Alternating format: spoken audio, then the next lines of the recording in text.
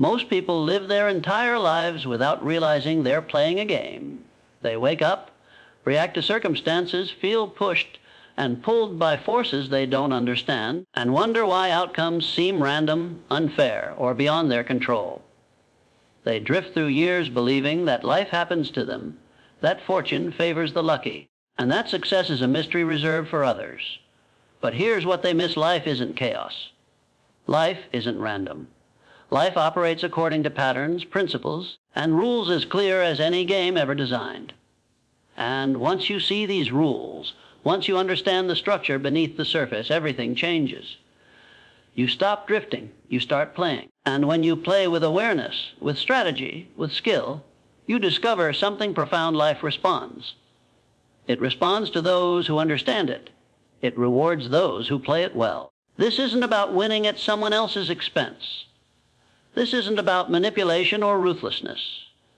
This is about recognizing that life has structure, that your choices create consequences, that patterns repeat, and that mastery comes from understanding these fundamental truths. The game of life has always been happening around you. The question is whether you've been playing it consciously or stumbling through it blind. Think about this for a moment.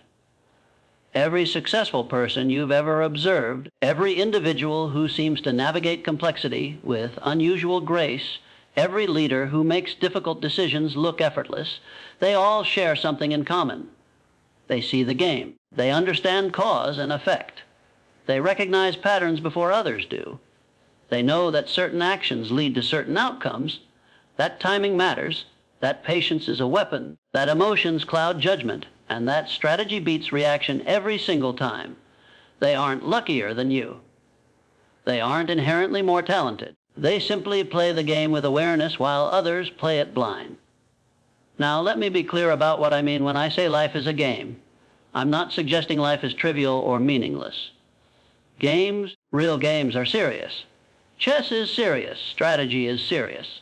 The greatest games ever created demand focus, discipline, creativity, and relentless attention to consequence. When I say life is a game, I mean it has rules you must learn, patterns you must recognize, and skills you must develop. I mean that every choice you make is a move on a board, every relationship is an alliance or a rivalry, every opportunity is a calculated risk, and every outcome teaches you something about the structure of reality itself. The game of life rewards understanding. It punishes ignorance. It gives feedback constantly. But most people don't pay attention to what it's telling them. They make the same mistakes year after year, wondering why their circumstances never improve.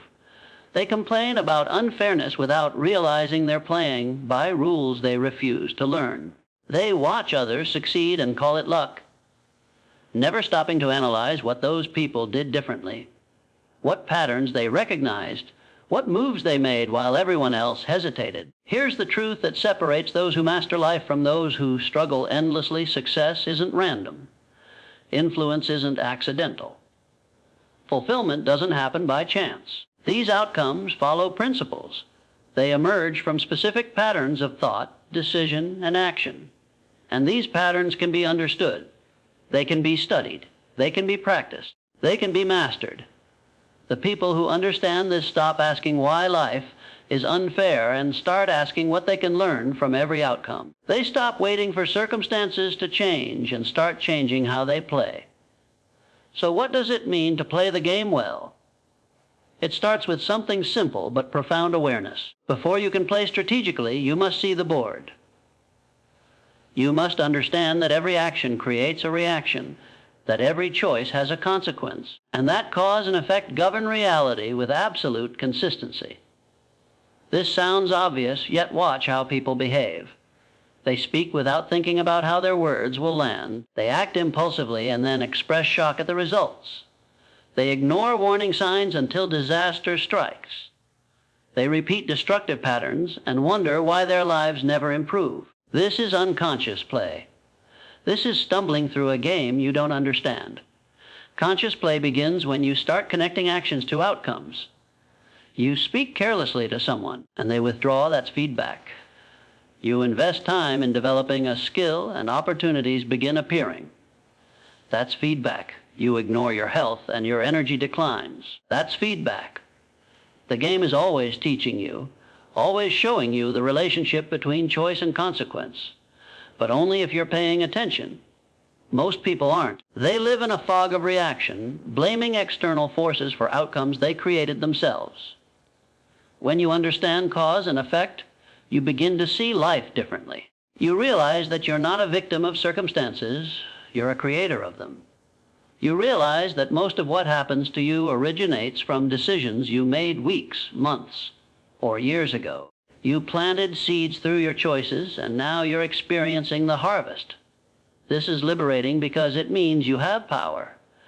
If your choices created your current reality, then different choices can create a different reality. The game responds to how you play it. But understanding cause and effect is only the beginning. The next level is recognizing patterns. Life doesn't just follow rules, it repeats itself. Situations recur, opportunities cycle. Problems that seem new are often old problems in new clothing. The people who master life are pattern recognizers. They see the same dynamics playing out in different contexts. They notice that certain behaviors lead to certain outcomes regardless of who performs them. They understand that timing matters because patterns have rhythm. And if you can sense that rhythm, you know when to act and when to wait. Consider how patterns show up everywhere. People repeat relationship patterns, choosing the same type of person over and over, wondering why every connection ends the same way. Businesses repeat market patterns, rising and falling according to cycles that careful observers can anticipate. Individuals repeat emotional patterns, getting triggered by the same situations because they never learned what those situations were trying to teach them. When you start seeing patterns, you gain something rare, predictive power. You can anticipate what's coming. You can position yourself before others see the opportunity. You can avoid mistakes before they happen because you recognize the setup. This is where the game gets interesting.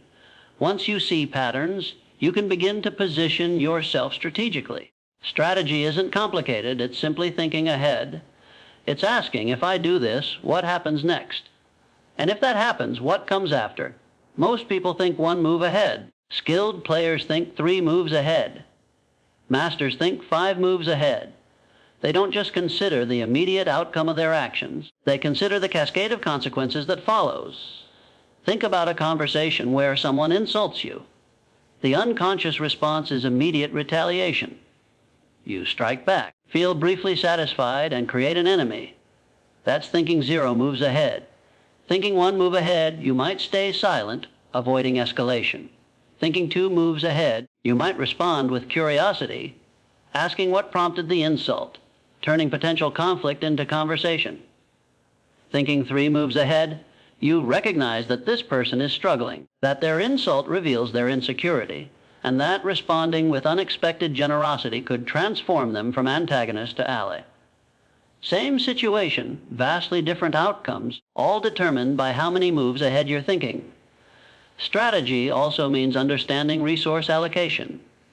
In any game, you have limited resources: time, energy, attention, money, goodwill. How you deploy these resources determines your outcomes more than almost anything else.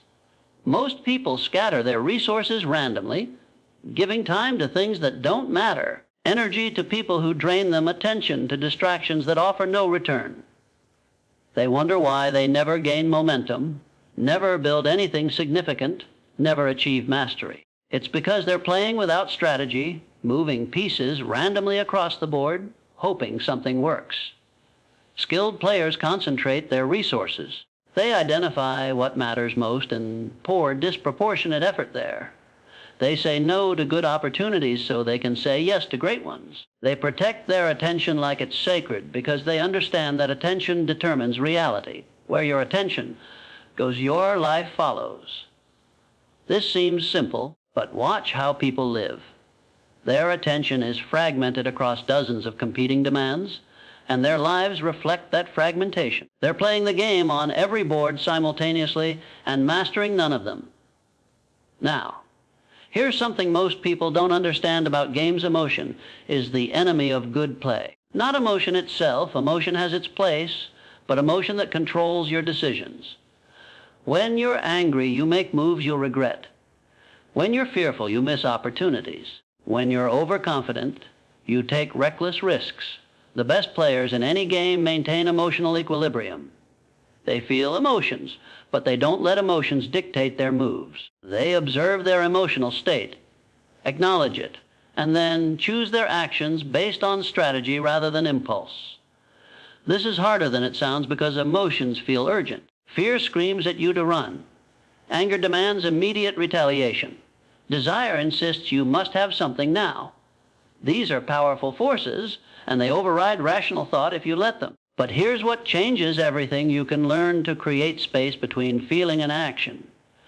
You can feel fear and still act courageously. You can feel anger and still respond wisely. You can feel desire and still choose patience.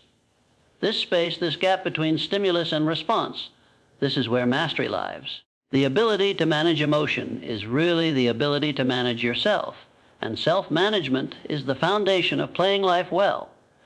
You can't control what happens to you, but you can always control how you respond. This isn't just inspirational rhetoric, this is strategic truth.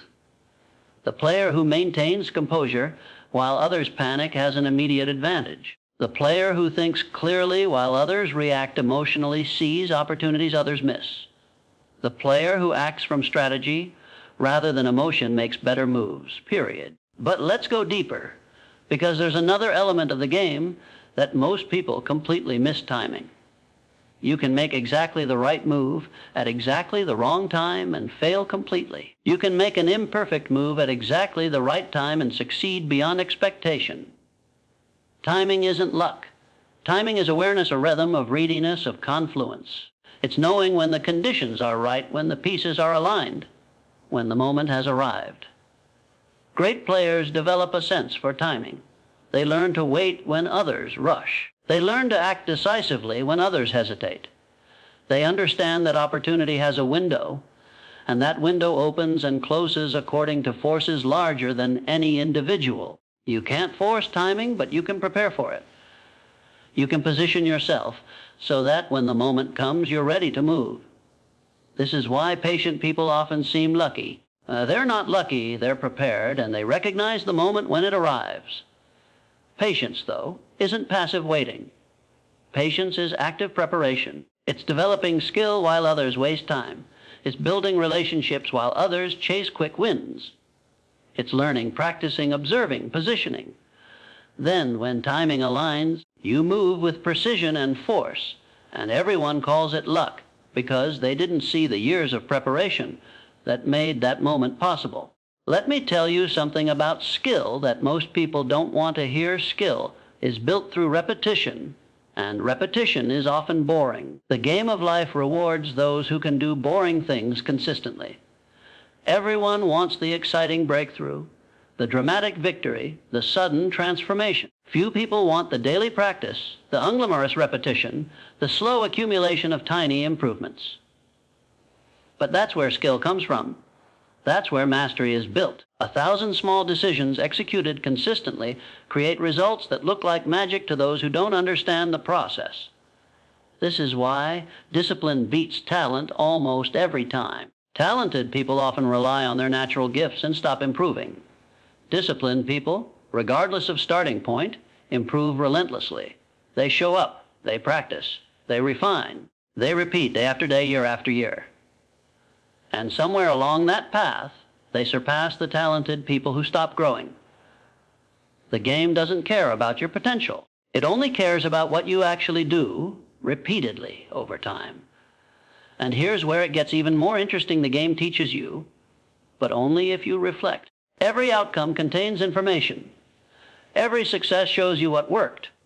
Every failure shows you what didn't. But most people don't extract this information because they don't reflect. They succeed and move on without understanding why they succeeded. They fail and either blame external factors or beat themselves up without learning what the failure was trying to teach them. This is unconscious play again, stumbling through experiences without extracting their lessons. Reflection is how you turn experience into wisdom. After every significant outcome, ask yourself what just happened. What did I do that contributed to this result? What patterns am I seeing? What would I do differently? What did this teach me about how the game works? These questions transform experience from something that just happens to you into something that develops you. You're not just accumulating outcomes. You're accumulating understanding. You're getting better at playing the game. But there's a trap here that catches many people. They reflect, they understand what they should do, and then they don't do it. They know the right move, but they lack the courage to make it. This is where the game separates those who understand from those who master. Understanding is necessary, but not sufficient. You must act on what you understand. You must make the difficult decision, have the uncomfortable conversation, take the calculated risk, even when everything in you wants to stay safe. This brings us to something crucial. The game rewards bold, committed action more than it rewards careful, hedged bets. Not reckless action, not impulsive action, but bold action rooted in strategy and preparation. When you've done your homework, when you've developed your skill, when you've recognized the pattern, and the timing is right, you must commit fully to your move. Half-hearted efforts produce half-hearted results. The universe, the game, whatever you want to call it, responds to commitment. It opens doors for those who knock with conviction. Most people live their entire lives hedging. They pursue goals half-heartedly, ready to abandon them at the first sign of difficulty. They enter relationships with one foot out the door. They start projects they don't finish. They claim they want success but aren't willing to pay the price for it. This is weak play, and the game punishes weak play. It rewards commitment, intensity, follow through. It rewards those who decide what they want and then organize their entire lives around achieving it. Now, let me reveal something that might surprise you. Most people who struggle don't lack information. They don't lack resources. They don't even lack opportunity. What they lack is clarity about what game they're playing. They're trying to win at a game they haven't defined. They want success, but haven't decided what success means for them. They want influence, but don't know in what domain. They want fulfillment, but haven't identified what would fulfill them. So they move in all directions simultaneously, making no real progress in any direction. Clarity is power. When you know exactly what game you're playing, when you've defined victory for yourself, everything becomes simpler. Not easier, simpler. You know what moves to make. You know what to ignore. You know where to concentrate your resources. You know when you're winning and when you're losing. Most people never achieve this clarity, and that's why they feel perpetually lost, perpetually behind, perpetually struggling. Defining your game means asking hard questions. What do I actually want? Not what do I think I should want, not what others expect me to want, but what do I genuinely want? What am I willing to sacrifice for it? What price am I willing to pay? Because everything has a price. Success has a price. Mastery has a price. Influence has a price. Freedom has a price. The question isn't whether you'll pay a price. The question is whether you're willing to pay the specific price required for what you claim to want. Here's where most people deceive themselves. They want the rewards without paying the price. They want the physique without the training. They want the skill without the practice. They want the relationship without the vulnerability. They want the business without the risk. They want the respect without the integrity.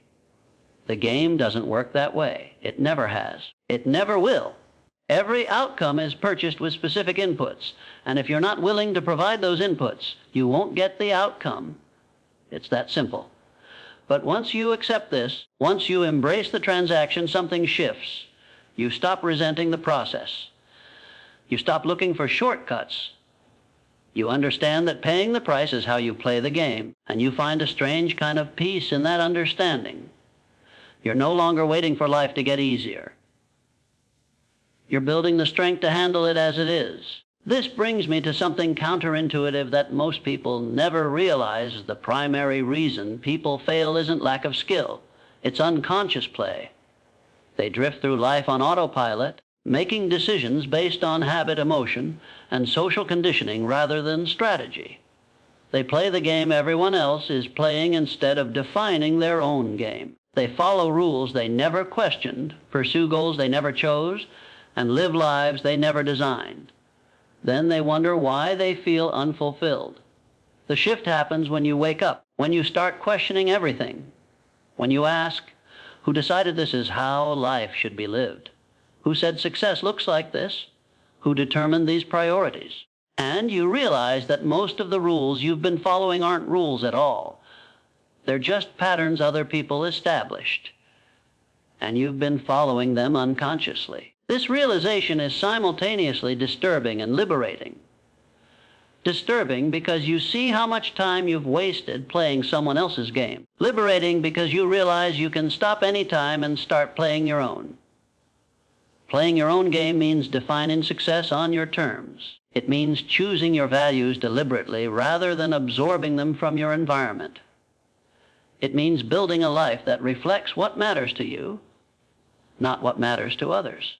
This isn't selfish, it's essential. You cannot play someone else's game at a high level because you'll never care enough.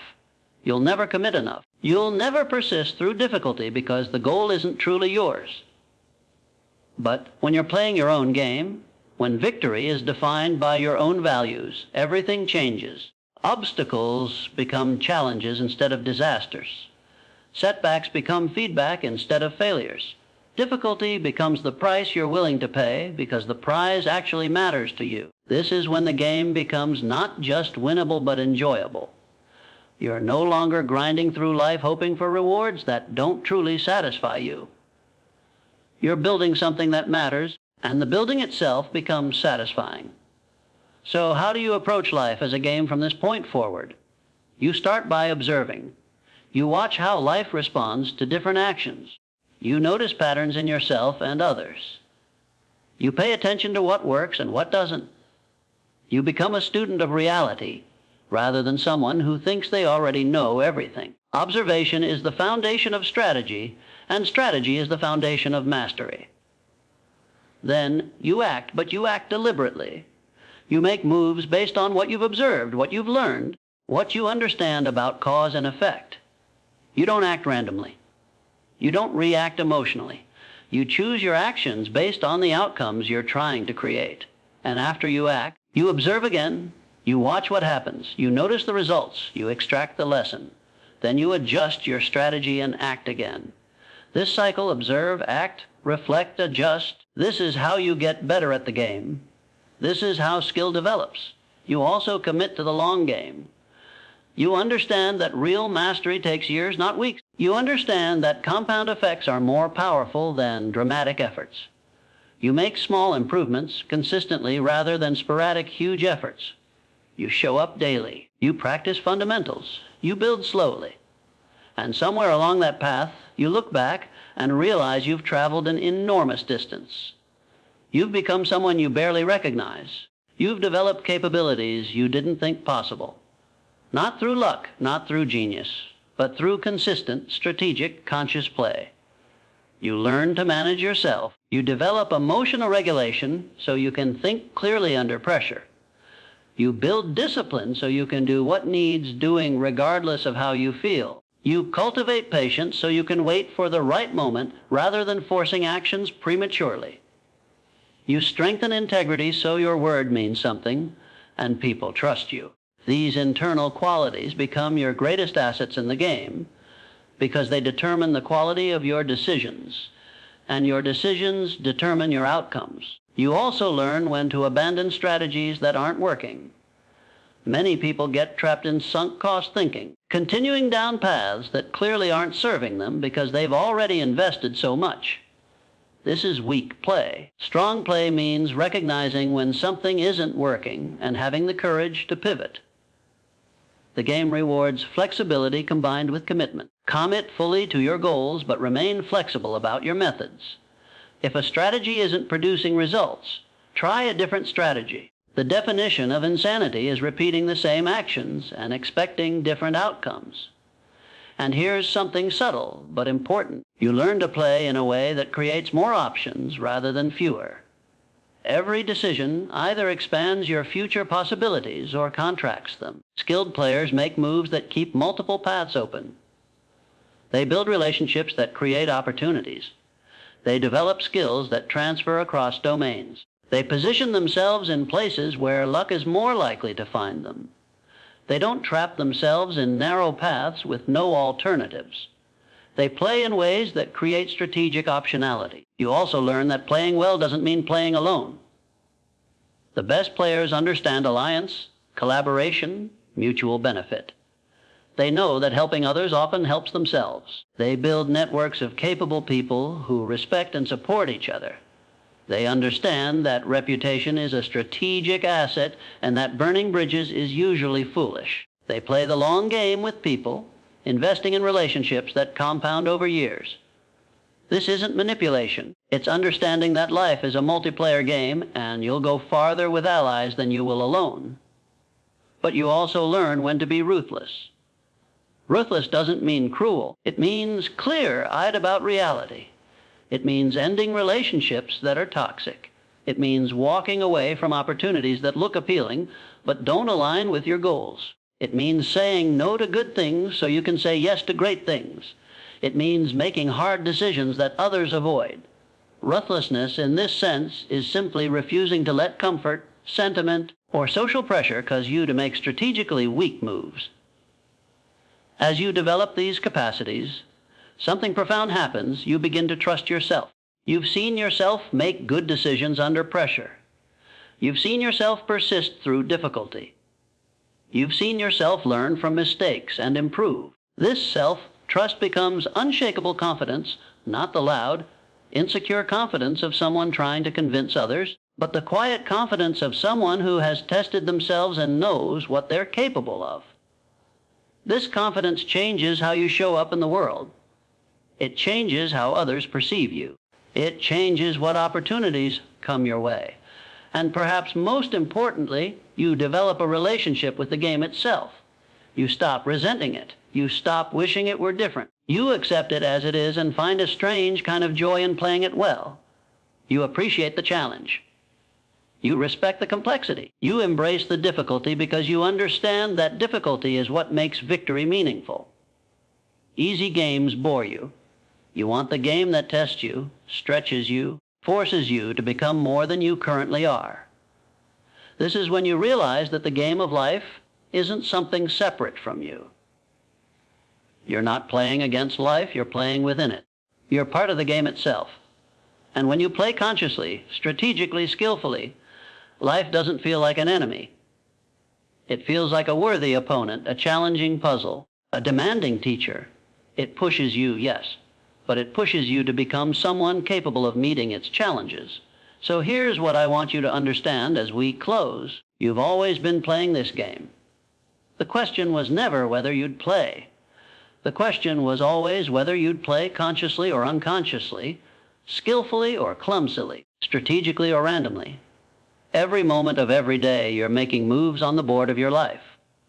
Those moves create consequences.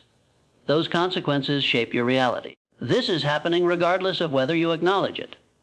But now you know. Now you see the structure beneath the surface. Now you understand that life responds to strategic, conscious, committed play. Now you know that patterns exist, that cause and effect govern outcomes, that timing matters, that emotion clouds judgment, that skill beats talent, that patience beats impulsiveness, that strategy beats reaction. You know all of this now. The only question is what you'll do with this knowledge. Will you go back to unconscious play, drifting through life, hoping things work out? Or will you step fully into the game, accepting responsibility for your moves, learning the patterns, developing your skill, playing with strategy and purpose and commitment? The choice, as always, is yours. But understand this, the game is already happening. It's happening right now. It's been happening your entire life. The only difference is whether you play it with your eyes open or closed. Play it with your eyes open. Observe the patterns. Think strategically. Manage your deliberate moves. Learn from every outcome. Adjust your strategy. Commit fully. Build slowly. Trust the process. Respect the game, and watch what happens when you bring consciousness, skill, and strategy to something that most people approach with none of these things. Life is a game. Now you know how to play it.